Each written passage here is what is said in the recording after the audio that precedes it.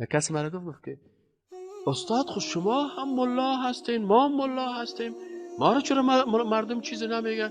ما وارث پیغمبر هستیم، شما هم وارث هستین.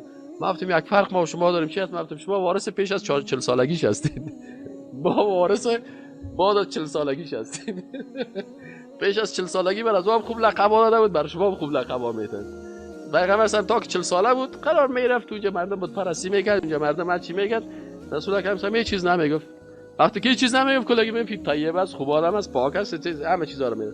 وقتی که روزی که برش وحی آمد 40 ساله شد، وقتی که خیز در مقابل از جلساش یا ایها الناس قولوا لا اله نیست الهی بوتا بشکنن، یک دفعه صاحب کلاگی خیزن که علی کی جادوگر است، که علی ساحر است، که الف کذاب است، که الف فلان است، 200 لقب را دادن. وقتی شما هم که هستین وقتی که در یک عروسی میرین اونجا دول چالان است، در اتاق دیگه قطبازی هست، در اونجا صاحب دختر هم میرقصانن، در اونجا صاحب فلانی، یا این قرار میشه شیشته که تسبیح خدا انداخت که مال خودم هم از خودم، مال مردم هم از خودم، مال خودم هم از خودم، مال مردم هم از خودم.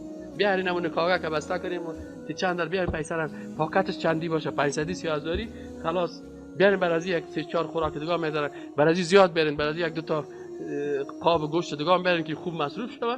اینا ترخیش که چیز نمیگه چقدر خوب آدم است. واسه دیگه میگه که با خوب و بد خلق جهان کار تر خود مردم دیگه دولچی رو چیز نگو، دولچی خوب تو خوب سال خوب آدم هستی.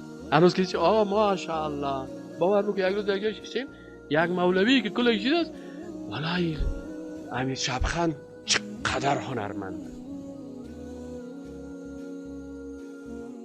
توصیف از رو میکنم. اینا خود دیگه گذر میکشه هم میگیرم پیشمک آمد من بهش میبیسی حالا چک هستی بسیار لندغر هستی، اگه بگویی تو چک هستی خفه میشی، اگه بگویی لندغر هستی خفه میشی، اگه بگویی ماشت حرام است خفه میشی، اگر بگوییم تمام برنامه‌ات فاسقانه هست خفه میشی، اگه بگوییم رئیس تو هم کتت خود در دوزخ روان میشه باز خفه میشی. چیز نمیگم متأسف خاطر چه پیش چه ما هم چیز نمیگیم دیگه.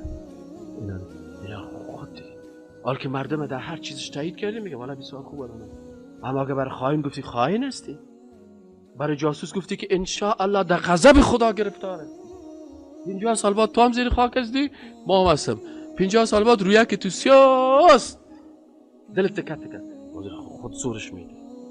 برای جاسوس بگی تو در غضب خدا گرفتار هستی و لعنت خدا سرت نازل است، در خانه خدا می به هدف غلط می الله در روز قیامت را محاسبه میکنه. این خبرش می کار میشه دیگه.